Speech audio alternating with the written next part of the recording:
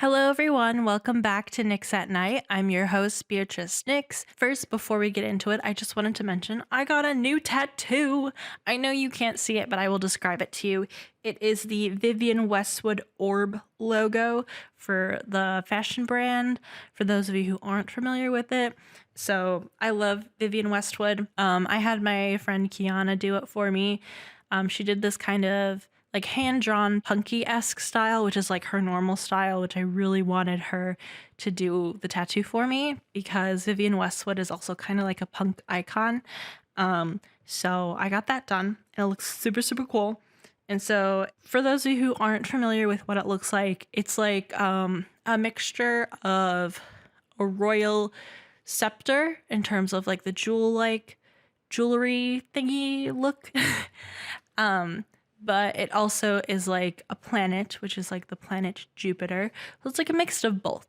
If my description didn't work, you can always Google it. I'll probably post a picture of this once it's healed up on my story, so you can check that out if you'd like on Instagram. But for today, I wanted to talk about my bisexuality-ness and my discovery with that, my own discovery. Not me discovering what bisexuality is, but like me discovering I was bi. Cool. It's not something I necessarily hide. I know I'm not like super vocal on it on social media and such. It's like the people who know, they know. The people who I guess don't.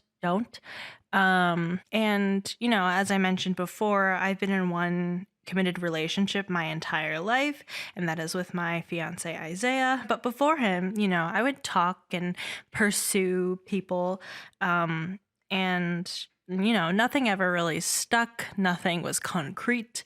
And I think I mentioned in an episode before, because nothing happened, when things kind of fizzled out, no one was really butthurt because there was nothing to be butthurt about. And so I just kind of wanted to talk about my story and my self-discovery. And for those of you out there who are questioning or, you know, even afraid to question, I just kind of wanted to let you know that it's okay not to know. And it's okay to be late in your self-discovery. I don't think I was necessarily late in me finding out I was bisexual. I was in high school when I did. But still, like, you can find your true self, your true path, if you'd like, whenever you're ready for that. But for me, in the very, very beginnings of little B, she was afraid to question. And that's kind of what I wanted to talk about and go again in chronological order of my life story in terms of finding out I was bisexual. One of the moments that stuck with me my entire life was this one night my mom was watching Grey's Anatomy and a character came out as gay to her parents. And side note, I never truly watched Grey's Anatomy. I never really got into it. I appreciate it from afar. My mom would always watch it, and I remember certain episodes of her watching it. So partially for me, I already know certain things that are going to happen. So when I originally did try to start to get into it, I was like, wait, but this character's this and this happens to this character. So I was very lost and confused, and that partially turned me off from it. But also, I am not good with blood in a medical setting because I'm fine with blood in like slasher and horror films. Like I can watch that all day. But for some reason, when it comes like in a medical setting, I get sick. Maybe it's because it's more real versus being chased by a murderer. But then again, that could be real. So I don't know. I don't know what's going on there. But my point was, I don't remember the name of this character. That's what I was trying to say. But anyway, this character was coming out as gay to her parents. I think it was her dad. And he just makes her feel horrible over something she has no control over. She can't control who she loves, who she falls in love with. It just happens. It's just like that. And it's not a choice. And I remember my mom being emotional over it. And I remember her looking over to me, and I was playing one of my games on the Nintendo DS, and she says something along the lines of, if you were ever gay or questioning or something, you can tell me. And I would never do that to you. And that was something I carried with like my entire life. Like I still remember her saying that. And that was way, way before I even knew what being gay was, or I even knew what being bi was. It was before I knew, women could love women, men can love men. Looking back, it's nice to know that. I know that there are people who are born into different situations where they don't have family members or parents that still love them, even though they should, when they come out. But again, I never knew that I was bi from an early age. I didn't know what that was. But the signs were definitely there. I definitely think my sister Gabby, looking back, can tell what the signs were. We were close in age, so a lot of what I experienced, she experienced, and I feel like she can pinpoint certain bi gay things that I would do. Like, for example, I watched Glee growing up, and not that that's like a gay tell, a bi tell. A lot of people watched Glee growing up, but for me, I loved Finn. Everyone loves Finn. Finn is a great character, but I also really, really, really liked Quinn. And she was the beautiful blonde cheerleader, who was kind of a mean girl, but she had a sweet softness to herself. And I remember having pictures of both Finn and Quinn. Finn, I think I had a picture of him somewhere on my wall, but Quinn was specifically placed right next to the head of my bed. So whenever I would wake up, I would see her in the morning. And for me, I was like, she's just neat. I just want to be just like her. I want to be head cheerleader. I want to be this. But in reality, it was because, I liked her, and not in a friend way. But I would always tell myself, I just think she's neat. I just think she's cool. That was not the reason. One of my first introductions to women loving women relationships was through one of my favorite TV shows called Legend of the Seeker, which I was too young to be watching that. It's not necessarily Game of Thrones level. It's a fantasy show too. So it's not necessarily Game of Thrones level. It's a bit more like PG-13, I would say. But there were things that happened in that show that I probably shouldn't have watched at such a young age. But I love it. I love it anyway. And there's this one character, her name is Kara, and she's part of this really cool order of women called the Mord Sith, and they're part of like the bad guys, and she eventually becomes a hero and whatnot, but she has this connection with this other girl named Dahlia, who is also part of the Mord Sith, and they were lovers. And that was my first time seeing, women kissing and loving each other. And given what the show was, there's like twists and trauma and things that happen, and their relationship was not a perfect relationship whatsoever. But for me as a kid, I wasn't fully grasping all of like the bad things that were happening. I just was in there for the cool fight scenes and the magic and the romance. And so when I saw Kara and Dahlia being together romantically, I was like, okay, interesting. But I also had a lot of internalized things and fear of myself that I had to sort out. So any type of feelings or thoughts that I had for another girl growing up, I just pushed way, way, way down. I think, again, with my people pleaser mentality, which I will probably mention time and time again, I didn't want to disappoint anyone. While I knew how my mother felt, I didn't know how others would feel. And I would always see things on the news or online that would scare me.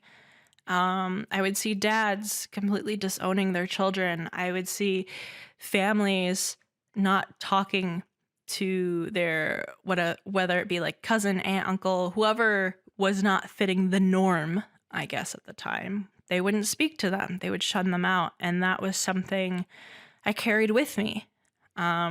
Which was funny because anyone else that I knew that was part of the LGBTQ plus community, I would wholeheartedly support, and I would be there for them, and I would make sure that they were all right. And somehow I could not do it for myself. So I ended up taking on this like boy crazy role, this boy crazy mentality, because it would help keep the girl thoughts down. And to all the guys I ever liked, and you know who you are, because I was not subtle at all. I just want to say I'm very, very sorry how I handled that.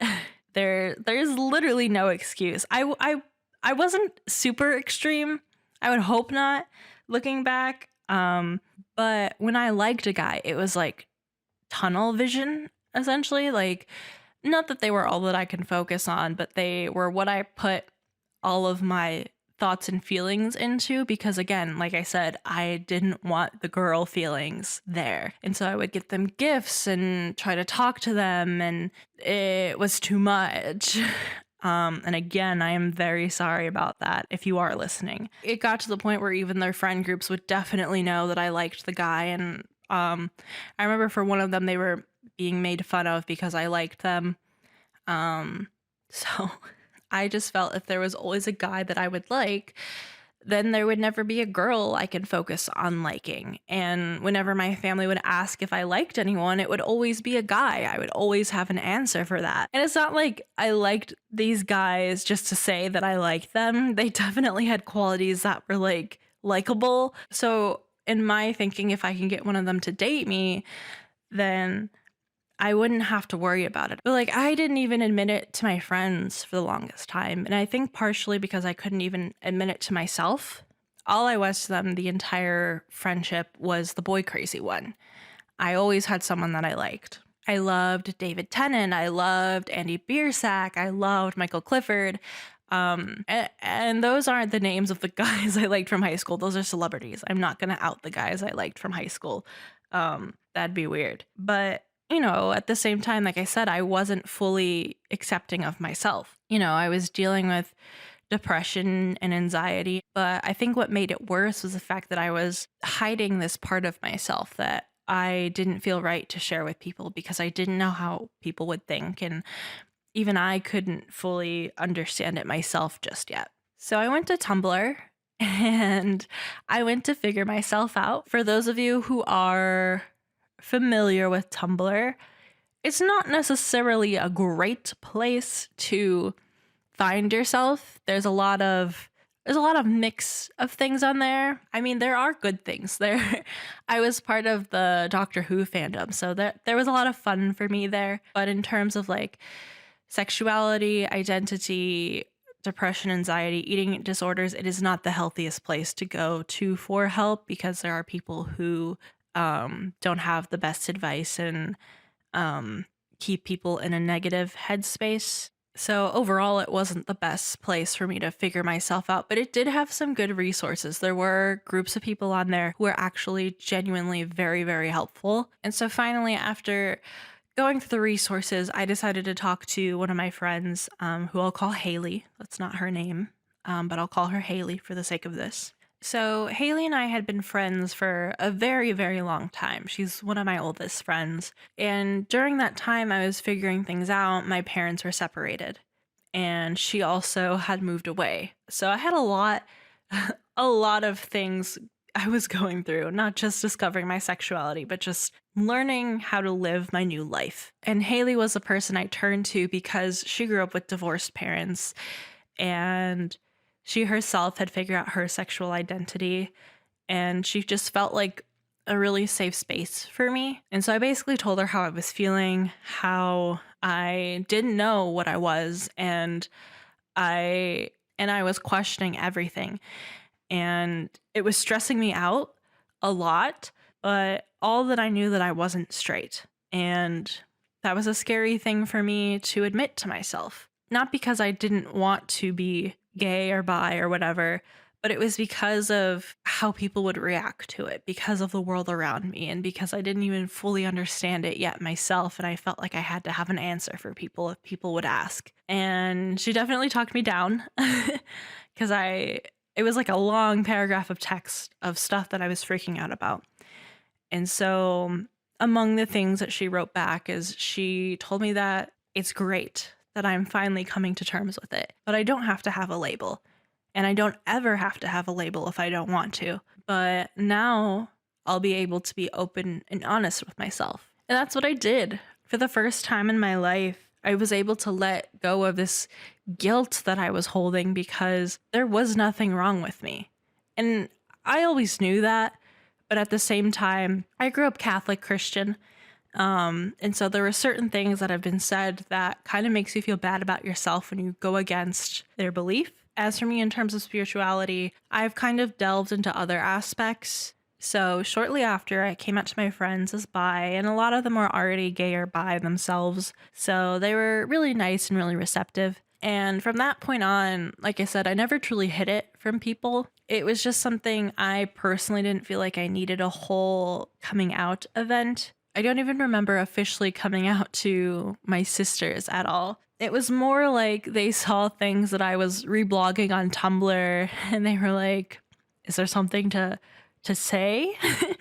And I was like, well, I am definitely not straight. As for my mom, I came out to her in like the oddest way because we were like mid-argument and I forgot what we were even arguing for. And then for some reason, being a teen full of angst, I slipped that in, and she was receptive again, like everybody else. I know I keep saying that. She accepted it, and she never had a problem with it, which is good. But again, that is just, I don't know why I did that. That was just such an odd way to come out to her. I mean, technically at this point in time, I never truly came out to my extended friends and family. So this podcast episode might actually be my coming out to them. I posted it on social media before, so I think those who have seen it, I would think, accept it and are loving still towards me. But again, like thinking of this as my coming out to members of my extended friends and family is a little scary.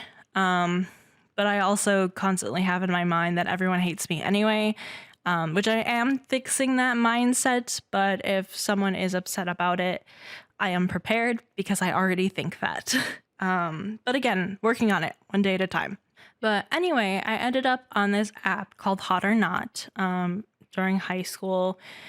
And if you don't know what that is, I don't know if it's even still around. It's very similar to Tinder. You just pick whether or not they're hot or not, and then you'll match and you can chat and whatnot. So now I was matching with like boys and girls now, and all the possibilities were open for me. There was this one girl who was like the most memorable for me, who I'll call Madison. I don't have her on anything anymore. But she was very nice. She was a lesbian. I roughly told her my story. And I know there's a lot of like stigma of lesbians not liking bisexuals because they think that they'll turn on them or such. But she was really nice. And for her, she already had things figured out for a very long time. For me, everything was really, really new. Again, we were in high school, but she was looking for something more concrete in terms of a relationship. And for me, I was just dating. Like the possibilities were open for me. So I just wanted to talk to people and see how things went. And so I remember her telling me to figure things out. If things happened, things line up for us again, maybe we can try it out. But she knew that we were in very different positions in terms of relationship wise, which was fine. I think it worked out for the best. Again, I don't know what she's up to these days. I hope she's happy. She was one of the first likes that I had that was an actual person versus like someone fictional or a celebrity or whatnot. And it felt nice. It felt really nice for two reasons. That it felt real for me, that all of this hiding that I have been doing to myself and feeling welcomed in the community, it felt nice. But at the same time, I think I was also struggling with, and I think she knew this, which is why we never went anywhere outside the app, that I was struggling with the thoughts of others, how everybody else would view things. And not that I would want to hide a relationship. I would never want to do that to a person. But at the same time, I was just constantly thinking of what people would think of me. Like strangers I could handle, but like family and friends of the family, I didn't know. So because I was still in high school, I just felt better just talking and feeling things out with both guys and girls. If something more developed, that I was prepared to think of the next step of what I wanted to do personally. You know, when I found out that I was bi, or at least confirmed to myself that I was bi, I was around like 16. And so junior year and senior year, I was fully embracing it. I never got into any relationships during those times, except for one, which I'm getting to. But I never got into any relationships during those times. So I had this full plan where after I graduated, I wouldn't be home anymore. I would be on my own and I can date whoever I want and I don't have to care what people think. And I'll have more options anyway because it's college. So I was fully prepared for that. And then I met Isaiah, who I've mentioned before is my fiance. I met him like literally end of senior year. I won't go into like the full details of the story, but we met each other through a musical and we've been together pretty much ever since. And he's been my only relationship, but he ruined my whole plan, which I'm kidding, of course, but my plan was to like party and to date guys, date girls, and see where things go. And instead, I ended senior year in a fully committed relationship, which at the time I didn't know, but ended out in a soon-to-be marriage. But during one of our first weeks together, I wanted to be honest with him because prior to us getting together and knowing each other, he didn't fully know me. I didn't fully know him either. So I wanted to come out to him, essentially. I didn't know how he was going to react. I didn't want him to fetishize me being bi or to be fully against it, obviously. I didn't know how he was going to take it. It was during literally our first few weeks of being together. And because it was super early, I was like, that's fine. If things, don't fucking work out, it doesn't matter because I barely know the guy. And he was very accepting of it and super nice. And he has always made me feel validated about my feelings. And he made me feel safe. And so he's heard over and over again about all of my crushes, male, female, fictional, real, celebrity. He knows if I ever have a chance with Lisa from Blackpink, I'm running. I'm running with it. I love her so much. He also knows the same thing applies to Diluc from Genshin Impact. So if Diluc ever becomes real, I'm running. But, he is very accepting of it. So it's really nice. There have been people out there who've asked if I feel stuck for being in only one committed relationship my entire life. Or there are others who think I'm not truly bi because I've only been with a man my entire life. But the same thing would be applied if I was with a girl my entire life. So I feel like I would literally hear the same thing. I think when it comes to relationships in general, it's the work you have to put in to maintain it. So even if I was with a girl for as long as I have been with Isaiah, I would hope that we would both be putting in the work to maintain the relationship. So I don't feel stuck at all. I feel very happy. And just because I am with a man doesn't erase my bisexuality. It's still very there. And it's it's not going away. And there's also this stigma that a lot of people think people who are bi or pan or whatnot cheat. And I think that's bullshit. Cheaters cheat, and I am not one of them. I am bi, and I don't need for you to define who I am for me.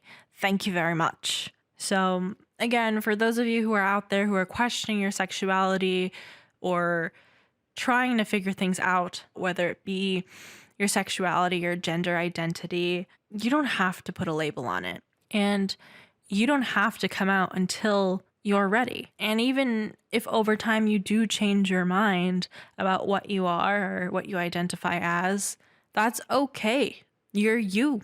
And as long as the you is happy, that's all that matters. And I think that goes for anything in life, really. I do know that I'm very fortunate that I had my mom who's really accepting and my sisters who are really accepting. And I know that there are people out there who are in different situations, unfortunate situations, and I'm very sorry about that. I think you don't deserve to feel bad about who you are or who you love.